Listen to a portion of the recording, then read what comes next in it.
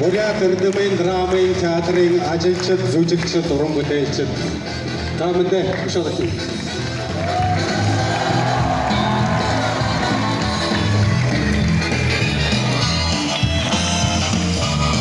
Монгол сайхан улс ирж бидэн чинь 4 өдөр тоглоно. Өнөөдөр анхны бидний тоглолт өнөөдөр соёлын төв өргөөд Үлэн нутгийн охид гэж бас жүжиг явж байна.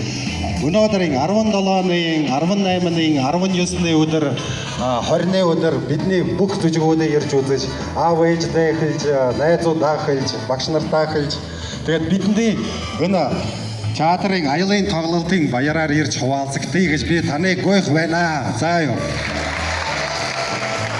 Соёлын төв өргөөд 7 цагаас өдөрөөр 20 хүртэл баярлаа. Маш их баярлаа.